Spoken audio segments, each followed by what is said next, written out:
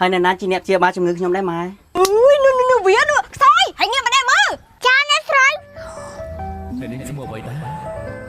គឺបានស្អាតដូចជាព្រះអាទិត្យរៀបអស់ស្ដំពុតបែបនេះ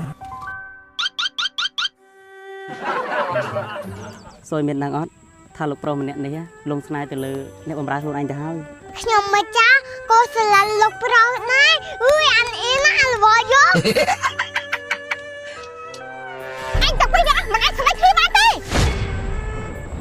សត្វតព្រឿននៃសត្វតព្រឿនមានឲ្យប្រប៉ាន់ឃ្លោកតែគ្មានដឹងខ្យល់អីទេម៉ែមិនដឹងថាទៅរើពេទ្យលួងឯណាដើម្បីមកព្យាបាលជំងឺឯងនឹងឲ្យជាហ្នឹងលោកប្រុសហើយលោកប្រុសមិនបានឈ្គោះតែឯងអញ្ចឹង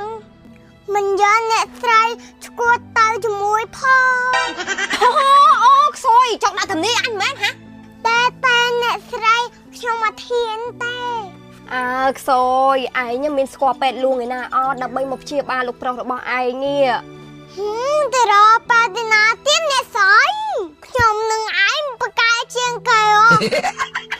សួយអញចេះមែនអីខ្ញុំមិនកុហកអ្នកស្រីឯងទេខ្ញុំមើលគេងាប់អស់ពី3នាក់ហើយសួយបើអញ្ចឹងប្រយ័ត្នទៅព្យាបាលលោកប្រុសរបស់ឯងទៅបើលោកប្រុសឯងជាពិតមែនណាយើងនឹងឲ្យរង្វាន់ធំដល់ឯង